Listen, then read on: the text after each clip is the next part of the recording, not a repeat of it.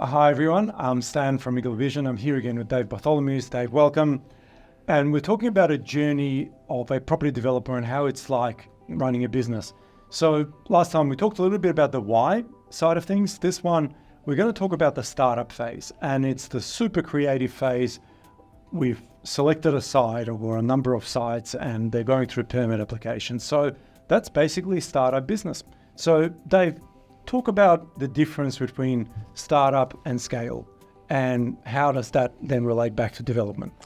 I get really excited about this when I get asked to talk to developers, which isn't that often. And so I'm really excited to have an opportunity to speak to you about it. I reckon it's maybe 3 or 4 years since I was last asked to really get into this. Yeah. And if anything, I've gotten even more determined that all the development piece, that's startup. That the gap or the difference between being like a startup founder and a developer is minimal at a structural level.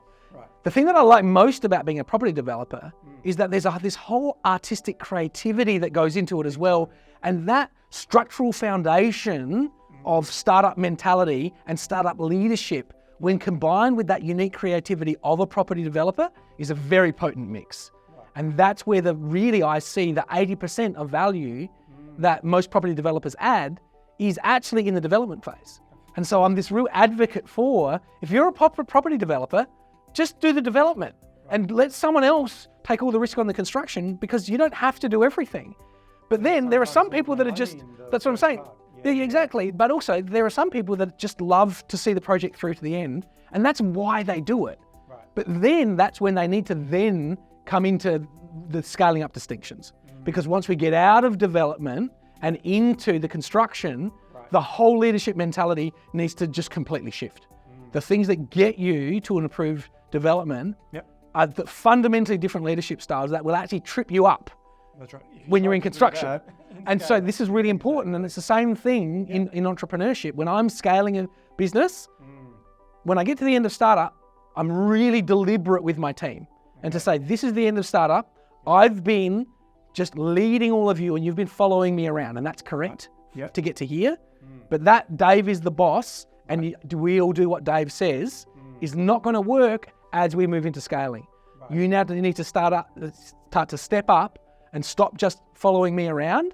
You need to become a leader of yourself and then a leader of others, in order for this to go from being a pure play development business to now start to have, we've got a development business over there and we've got a construction business over here. It's a fundamentally different leadership mindset set and skill set. And that's the scaling piece. When we're constructing a building, and especially when we're constructing buildings, we're going from control to influence. And we have to be very data driven in that phase, which is the opposite of what you want to be when you're trying to get a development approval, because that's all visionary stuff.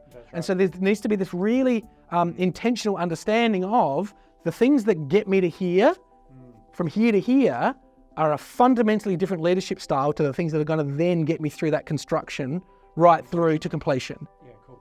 Awesome. And so from that leadership perspective, what if a developer has multiple projects?